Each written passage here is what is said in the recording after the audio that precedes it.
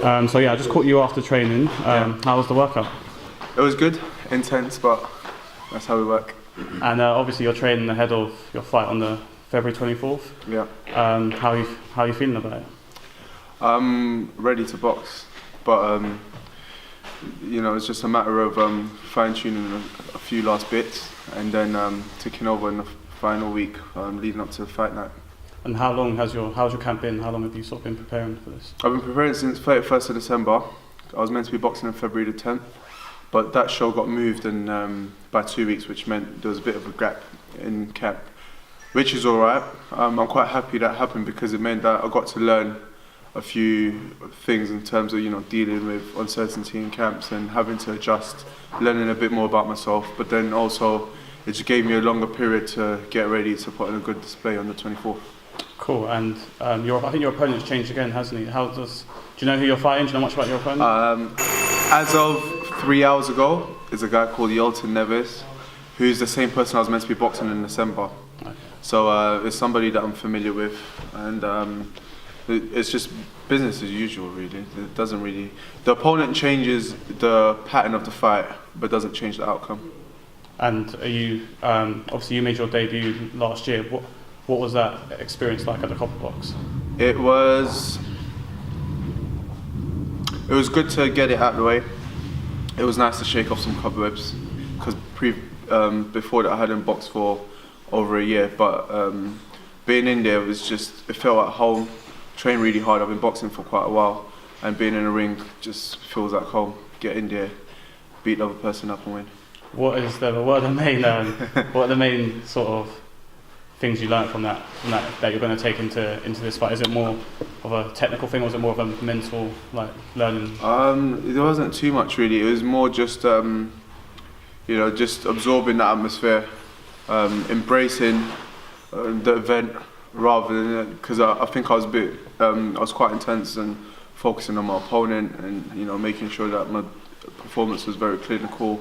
I was quite hard on myself, and I think I just need to relax a little bit and understand that you get in a ring and you probably are going to get hit, and it doesn't need to look like a choreographed fight. So yeah, it's just a matter of going in there and following the game plan that my trainer Brian O'Shaughnessy sets and delivering. And yeah, how do you rate your performance from your debut? I think it was good. I think it was very good. The only thing that I could have done better really would have been maybe knocking out the opponent, but from as far as debuts go, it was a very good performance, and there are a lot of voices in there, knowledgeable voices that were in on the night that echoed that. And I read the newspaper just yesterday. You had quite a bit of an introduction in the national newspapers. Could you tell me a bit about your sort of journey into boxing? Because it's quite different to. Yeah, it's a bit long. It was nice to be in the paper. It was quite a big page as well, and that was a pleasant surprise. But for the most part, I started boxing just for fitness. So I've always been into health and maintaining a good, healthy lifestyle. So I started boxing for that reason, and being naturally competitive, I kept competing against everyone that was in classes that I was in. I was competing against people who actually did box and were winning tournaments. So I questioned myself about how far I could actually go in boxing and what I could do myself.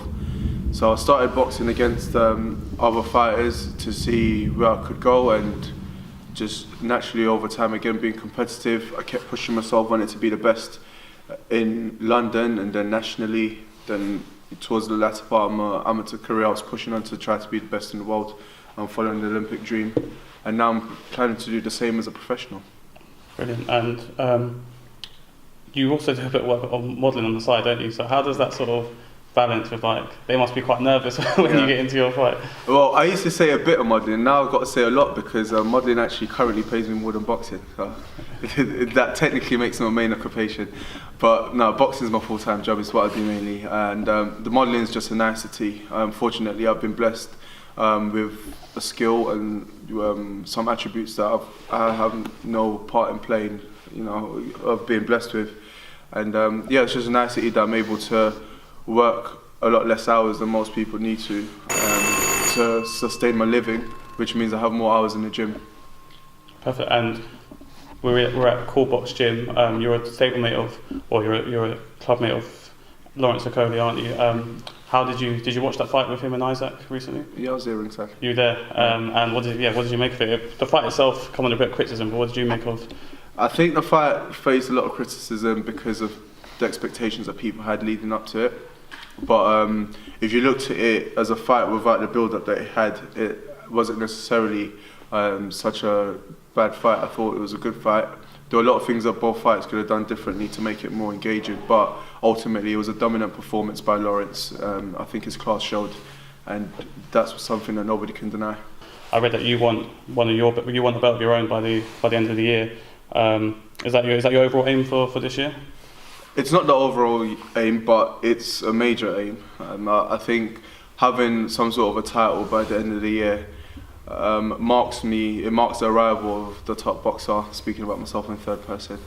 But it marks the arrival of the top boxer. It gets people speaking about me. It suddenly makes me relevant. It means that I'm more active because I'm going to have to defend whatever title it is, and if I am relinquishing it, it'll be because there's something else to work towards. It gets my name out there, so from a profile perspective it's good, and I just think that there's so many good things to come from holding the title. So yeah, that's the major aim this year. Is there a particular belt you have your eye on, or are you sort of quite open to the journey you're going to take? I think either a Commonwealth or one of these international, intercontinental titles would be a great one to start with, and then build up from there. And how many times do you sort of look to get out this year? Are you looking to have quite an active year? Quite an active year, and so we've got, in 2 weeks I'm out, February 24th, remember, turn up.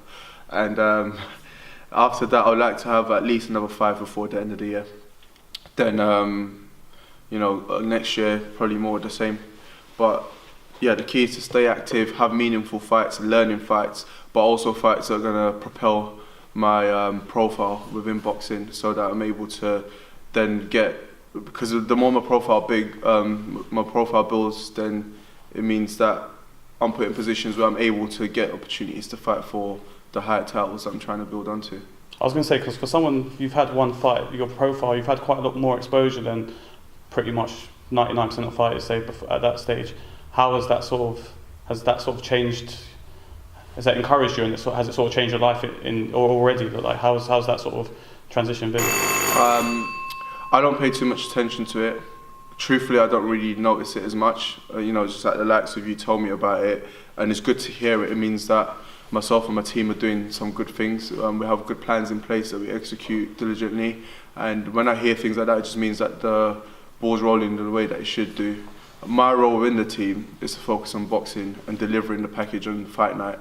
So I need to continue to focus on that and allow my team to continue to deliver on their side of things. And again, from what you're saying, it sounds like everything's going well, and that's good to hear. Absolutely. And if we were having this chat this time next year, where would you ideally look to be? Like, do you have sort of rankings, goals, or like, I know we spoke about belts, but yeah, is there sort of? I would like to be in the top 10 in Britain at least by this time next year. And that should come again by having the right titles, which automatically put me in certain rankings. I've recently been calling out Cello Renda on Twitter.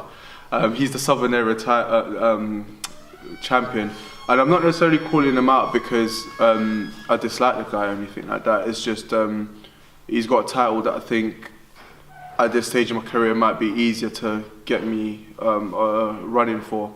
So I'm calling him out for that reason, and get that, and then we could build on it. But I believe getting a Southern Area title puts you in the top 15 in Britain or something like that. I could be wrong, but I'm pretty sure it does. And again, if I was to get that before the summer, then this time next year, there's no reason why I shouldn't be in the top 10. Have you seen much of him in action? And yeah, I've been watching him since before I even started fighting. So yeah, he's been around for a while. I remember he had a massive tear up with I forgot the other guy's name, but they had a double knockdown.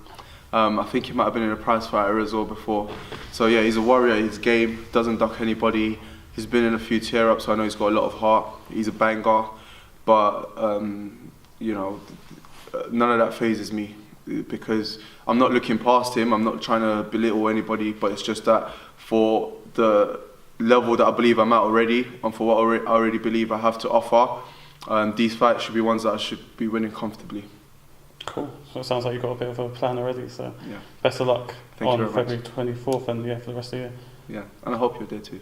Oh, hopefully. Thanks a lot for your time. You're welcome. Thanks very Cheers, much. man. I knew I was rolling the dice by being afloat last time out. I was ready for the big stage, but I wasn't called on.